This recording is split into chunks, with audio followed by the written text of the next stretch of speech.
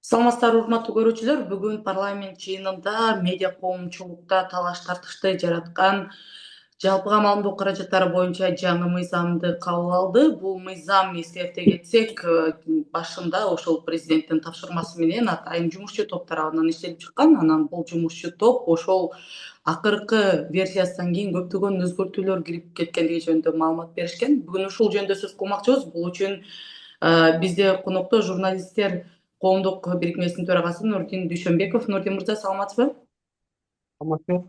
Алгач эле суроо ошол бүгүнкү жогорку кеңеште мындай шашылыш түрдө жапырт эле эки окуудан кабыл алынган мыйзам долбоору жөнүндө сиз кандай ойдосуз? Бул канча убакыт иштелди эле? Себеби дегенде мен билгенден журналисттер көп убакыттан бери чогуу иштешип жүргөн, ошол жөнүндө айта кетсеңиз.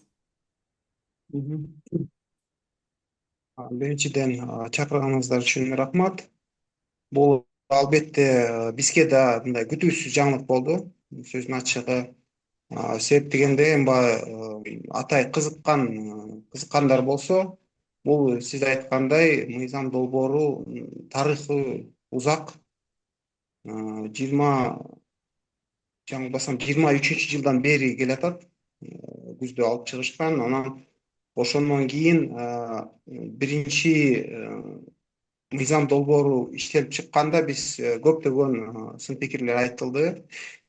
Себеп дегенде ушу жана медиа тармагында иштеп көргөн журналисттер, редакторлор, башка ошо эксперттер катышпай туруп, бир топ юристтер отуруп алып эле мындай өзүнүн билимине, түшүнүгүнө жараша тармактын мындай өзгөчөлүгүн билбей туруп, тажрыйба жоктон улам көптөгөн мындай күнчүлүштөр, мындай биздин жанагы иштеп аткан ишибиздин мүнөзүнө дал келбеген нерселер көп кездешкенин айтканбыз. Андан кийин бир жумушчу топ түзүлгөн президент тарабынан. Тилекке каршы анда иш жакшы жүрбөй койду. Себеп дегенде ушу жанагы бет маңдай отуруп, ар бир берене боюнча иштейли деп пландаштырганбыз. Тилекке каршы андай боло алган жок. Ошондон кийин бул мыйзам долбоору биз менен макулдашылбаган түрүндө жогорку кеңешке алып кирилген. Андан кийин бирок кайра чакыртып алышты. Ал мыйзамды ушу биякта дагы ушу депутаттар тарабынан дагы көптөгөн сын пикирлер айтылган. Техника жагынан дагы жанагы баягы негизги жана сунушталып аткан ченемдер боюнчачы. Анан ошондон улам кайра чакыртып алгандан кийин мамлекет башчы өзү журналисттер менен, редакторлор менен жолугуп, анан ошол жолугушуудан кийин тапшырма берди. Анан дагы бир жумушчу топ түзүлдү. Ошол жумушчу топтун алкагында биз ушу жана биринчи бүткөндө биринчи пландаштыргандай ар бир берене боюнча, ар бир ченем боюнча өзүнчө отуруп, бир мындай макулдашылган, мындай ортодон чыккан бир версияга келгенбиз да. Анан ошол андан кийин өзүнүн жанагы эмеси боюнча, жол жобосу боюнча өкмөткө кирген министрликтер, ведомстволордун макулдашылып чыкты. Андан кийин жогорку кеңеште кирилген. Эми ошол жанагы өкмөттүн ичиндеги макулдашуусунда деле мындай өтө көп мындай өзгөрүү деле болгон жок. Негизинен ошол сакталды да, биз чогуу иштеп чыккан мыйзам долбоору. Анан ошону биринчи окууда да ушундай эмесинде кабыл алынды дагы. Жана биринчи окуудан кийин парламенттик угууда уюштурулган, ушу жанагы профилдик комитет тарабынан. Анан ошол жакка кызыккандар ушул мыйзам долбооруна мындай кандайдыр бир ойлор, сунуштар, мүмкүн өзгөртүүлөрдү киргизем дегендерге мындай мүмкүнчүлүк берилген да. Анан ушул жанагы азыр ушул сунуштарды киргизип аткан депутаттар ал парламенттик угууга катышкан эмес. Ошон үчүн баягы бизге дагы мындай бир түшүнүксүз болуп атат. Мүмкүн эгерде ошондо айтканда алар өзүнүн пикирлерин айтып, биз да өзүбүздүн оюбузду айтканыбызда мүмкүн анда дагы мындай бири бирибизди мындай ынандырган бир жоопторду алат белек. Анан ошол ал убакыттан кийин деле бир топ убакыт өтүп кетти. Эми азыр мындай күтүүсүз эле комитет караптыр. Анан караганда да экинчи, үчүнчү окууну бириктирип туруп, туура Жогорку Кеңештин регламенти мындайга жол берет, бирок ал жерде дагы мындай тиешелүү негиздер болуш керек да. Кайсыл убакытта мыйзам долбоору бир эле мезгилде эки окууда каралат дегенчи. Эми ал боюнча дагы биз кийин дагы карайбыз го, эми юристтер караса керек. Бирок айтып атам, бул бизге күтүүсүз болуп калды. Анан баягы таң калыштуу нерсеси, ушунча 2,5 жылдан бери ушул мыйзам долбоору иштелип атса, анан мамлекет башчыбыз бир эмес эки жолу ушундай жумушчу топторду түздүрүп атса, анан бул ушу макулдашылган, ушу баягы секторубузга мындай залакасы тийбеген текст болсун десе, андан ушу баары бүткөндөн кийин кайра өзгөрткөндүгү мындай бир ушу максатка туура келеби деген бир ой жаралат да. Ошондон улам биз дагы кайрылуу кылдык. Ушу жана жумушчу топко катышкан медиа сектордун өкүлдөрү негизинен ушу жанагы биз чогуу иштеп чыккан министрлик менен башка ведомство, ал жерде бир эле министрлик эмес, ал жерде омбудсмендин өкүлдөрү катышкан, депутаттар да бар болчу, 2 депутат мүчө болгон ал жумушчу топко. Башка ведомстволордун катышуусу менен, алардын сунушун эске алуу менен ошону иштеп чыктык эле. Ошол текстти сактап калсак туура болот го деген оюбузду билдирдик. Анан азыркы жаңы кабыл алынган мыйзамда ошол кайсыл нерселер өзгөрдү? Сиздер чогуу бир баарыңыздар макул болгон нерселерден айырмаланып, кайсыл жактары өзгөрүп кеткен? Мен толук изилдей элекмин. Азыр өзүмө басып чыгарып алдым. Аябай көп экен. Мисалы, салыштырма таблицасы эле 40 беттен ашуун экен. Бир топ беренелерге эмелер берилди, сунуштар, айдымдар менен. Көбү менен комитет макул болуптур. Айрымдарды кабыл алган жок. Эми толук мен азыр мүнөздөгөнгө даяр эмесмин. Айтканда мындай көп убакытты талап кылат. Биз айтып атпаймынбы, ошол жанагы мыйзам долбоорун иштегенде эле бир канча ай убактыбыз кетти эле да. Эми азыр биринчи окуудагысын, азыр экинчи, үчүнчү окуудагысын салыштырып тагыраак айтам. Мен байкаган өзгөрүү бул жанагы сетевой издание деп аталат экен. Анан ошону мындай милдеттүү түрдө катташ керек деген ченем кирип, негизи биз ыктыярдуу түрдө каттоодон өтүшү керек дегенге токтогонбуз. Бул жада калса ушул жанагы биздин мыйзам долбоорубузга мындай негиз болуп берген, ошого мындай окшоштуруп таянып жасалган Россия Федерациясынын мыйзамында дагы ал жерде дагы ыктыярдуу түрдө көрсөтүлгөн. Мисалы, эгерде кайсы бир сайт өзүн мындай биз массалык маалымат каражат катарында иштейбиз, биз ошого тиешелүү мындай артыкчылыктарды пайдаланабыз дагы, мүмкүнчүлүктөрдү, ошол менен бирге ошого тиешелүү жоопкерчиликти да кошо тартабыз дегендер ыктыярдуу түрдө кайрылат дагы, анан массалык маалымат каражаттары катарында катталганга мындай акылуу. Бул жерде дагы башында да ошондой болгон, ыктыярдуу түрдө эмес, мындай милдеттүү түрдө депчи. Анда дагы биз жакшы эле түшүндүргөнбүз, мындай жол менен кетсек, анда массалык маалымат каражаттарга тиешеси жок бир топ сайттарды ошол жанагы массалык маалымат каражаттары катарында каттоого туура келет. Мисалы алсак, бүгүнкү күндө эмесин жанагы сайттарын менюсун жайгаштырып жана башка мисалы кардарларды тартыш үчүнчү соолук салондору деле көптөгөн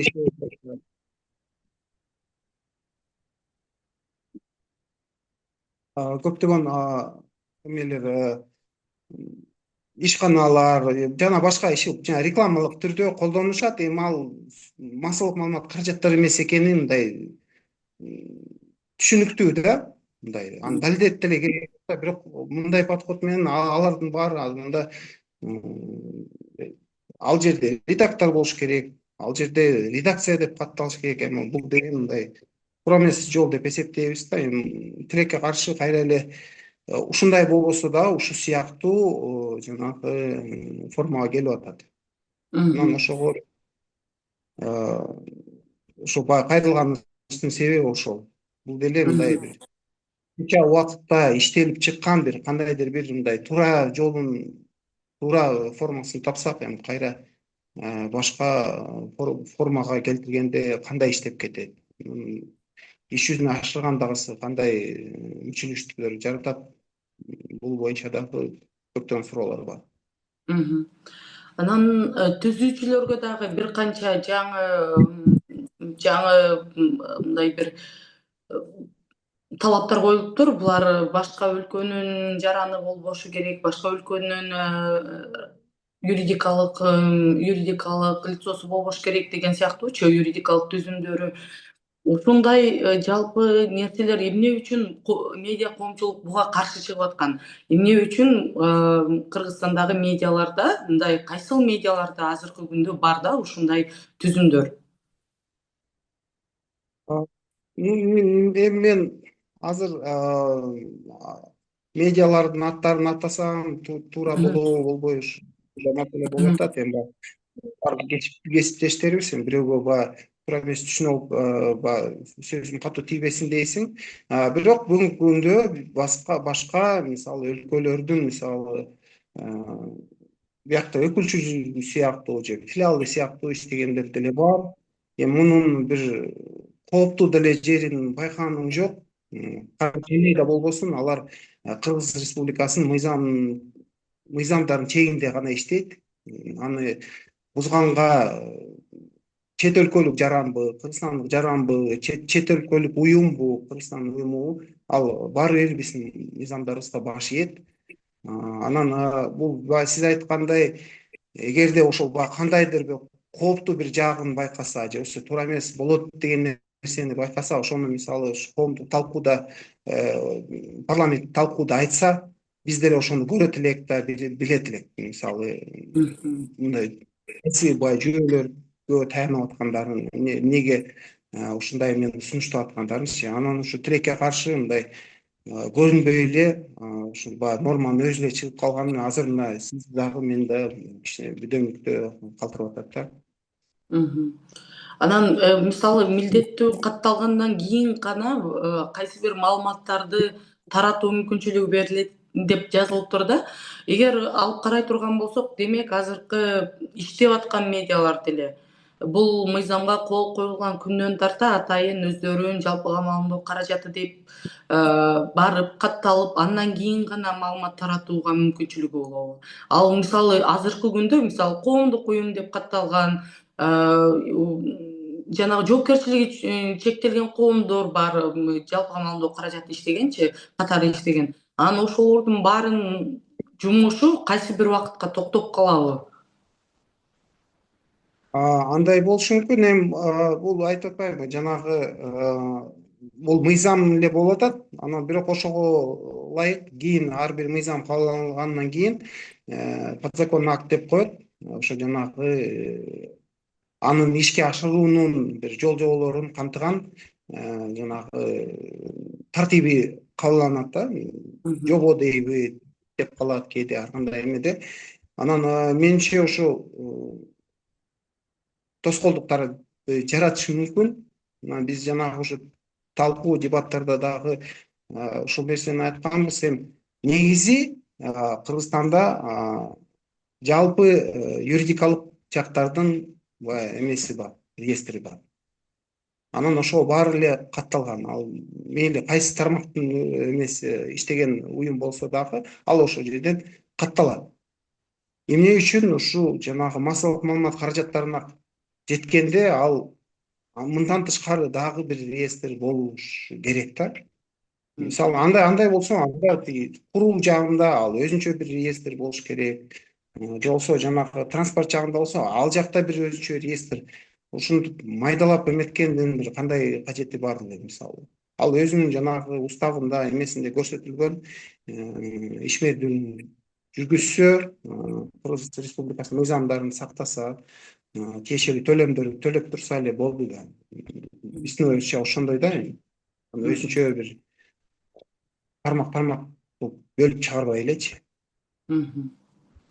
Анан жогорку кеңеште бүгүн болгон талкууну сиз да көрдүңүз болуш керек. Бул жерде жанагы Элдар Абакиров мырза дагы ошол жерде бул добуш берүүнү кайрадан комитетке кайтарып берүүнү жанагы жалпы жумушчу топтун айткан сөздөрүн кайрадан бир карап чыгууну сунуштаган да. Мындай бир жазуу түрүндө кайрылыңыз деп туруп ал жазганча болбой эле кайра добуш берүүгө коюп салбадыбы экинчи анан үчүнчү окууда депчи. Ушул жерде эмне үчүн бул мыйзамды мынчалык тез убакыттын ичинде кабыл алыш керек болчу? Эмне үчүн мындай шашылыш түрдө кабыл алыш керек болду да же кайсы бир азыркы күндө жалпыга маалымдоо каражаттарында мындай бир шашылыш түрдө тескөөнү талап кылган бир маселелер барбы? Эми мен муну айта албайм. Бул суроону комитеттин өзүнө дагы ошо жана демилгечилерге жолдосоңуз туура болот. Мен алардын атынан божомолдоп мындай айтуудан алыстым.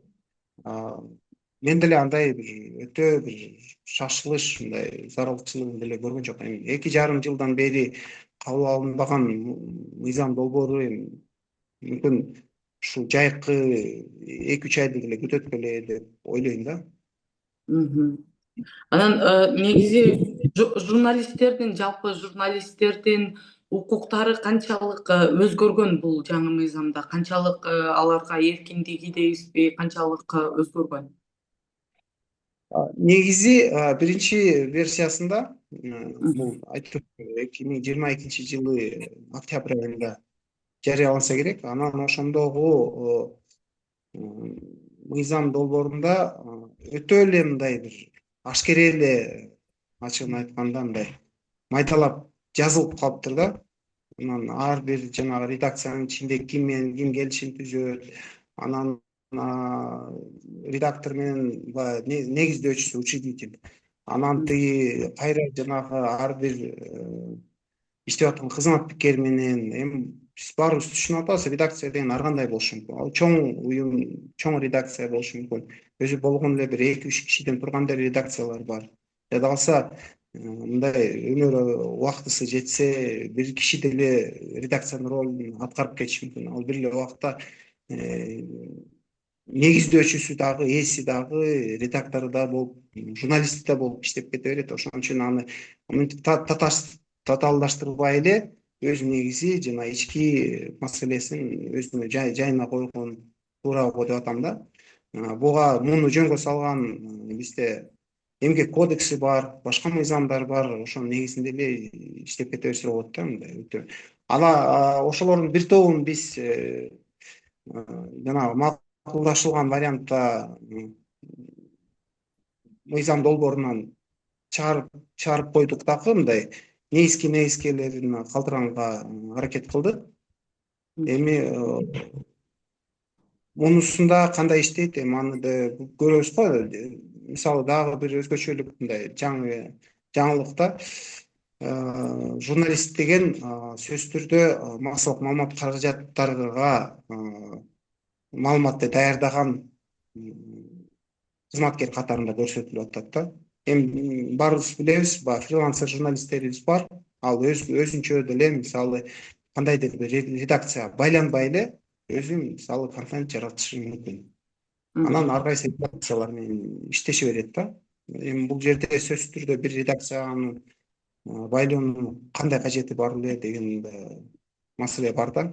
Себеп деген ар бир редакция деле туруктуу составты кармаш деле кыйын да. Мисалы, мүмкүн кайсы бир тармак боюнча силердин редакцияңарда эле бир эркин журналист менен кызматташышы мүмкүн. Аны штатка алсаңыздар, ал жыл бою ага айлык төлөш керек. Мунун баягы социалдык фондко салыкка төлөй турган төлөмдөрү бар. Ушунун баары кереги барбы? Өзү анда санда силерден чыгып турган болсо. Же болсо гонорар төлөп туруп, келишим негизинде деле алып турсаңыздар болот. Анан дагы бир нерсе, бул жерде блогерлердин маселеси да каралдыбы бул мыйзамда? Себеби дегенде биз билгенден ушул да кошулат деген. Бир версиясында ошондой болгон, бир глава кошулган, 6 беренеден главаны кошконго аракет кылышкан. Буга чейин бул ошондо бирок биз каршы пикирибизди билдиргенде журналист менен блогердин айырмасы бар. Журналист деген эми блогер деген ал кандайдыр бир деңгээлде баягы любитель деп койсо болот да. Ал мисалы ушул бир тармакты же болбосо контент жаратканга мындай бир кызыгуусу бар. Ошол эле убакта ал өзүнүн аны кесиптик мындай эмеге салбай туруп, ошол кесип катарында көрбөй, ал мүмкүн хоббисиби же башка бир өзү кызыккан бир нерселерди чагылдырып турган бир канал ачышы мүмкүн. Эми ал журналист деген анын жөнү башка. Мындай салыштырып айтканда, мисалы жанагы кесипкөй медиктер бар. Ошол менен бирге бир табыттар бар, жанагы бир чөп менен башка бир эмелер менен дарылап жүргөндөр. Эми аларды медицина жөнүндө мыйзамга кошпойт да. Себеби жөнү башка, анын жоопкерчилиги башка. Ушул сыяктуу эле баягы блогерлерди бизге аралаштырбай эле турсаңыздар туура болот деген ойду билдиргенбиз. Андан кийин алынган. Менин билишимче, блогерлер жөнүндө мыйзам долбоору азыр мындай кайрадан көтөрүлүп атат. Ошону өкмөт менимче иштеп чыгат жакынкы арада.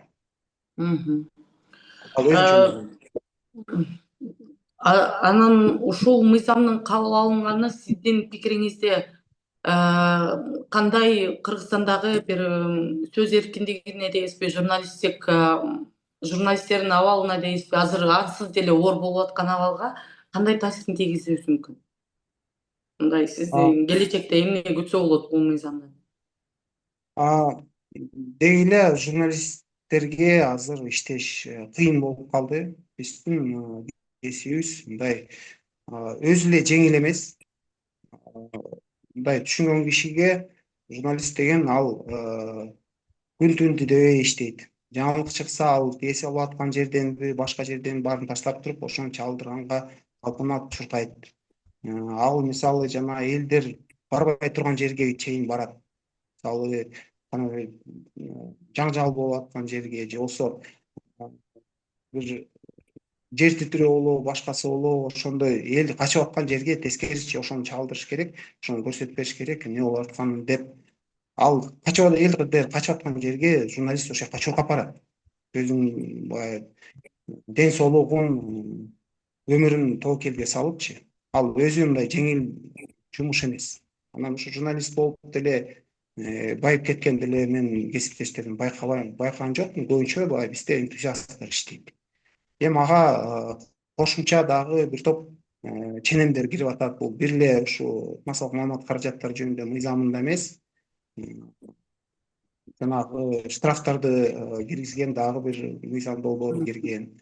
Ага чейин жалган маалыматтан коргоо жөнүндө мыйзам кабыл алынган. Дагы мындай өтө эле бир тараптуу жазылган. Ошону менен баягы бир топ эле кыйын эле азыр элечи.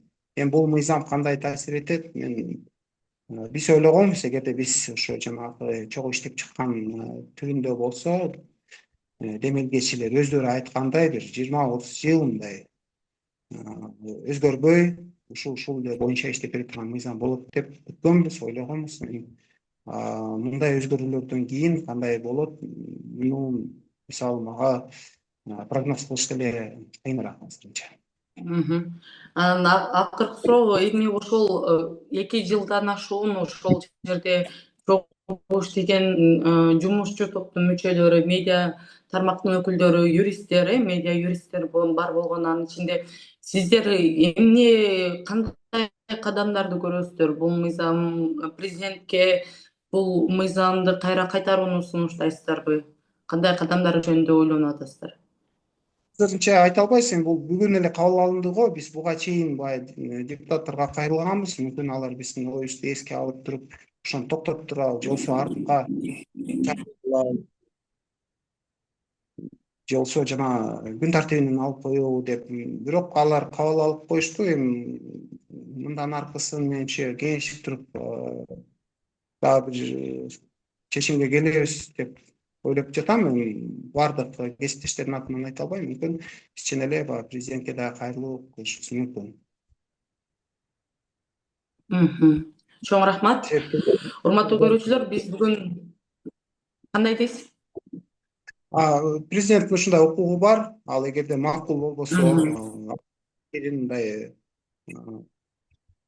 далилдеп бир кандайдыр бир жүйөлөрүн көрсөтүп туруп, ал депутатка кайра жибергенге акысы бар.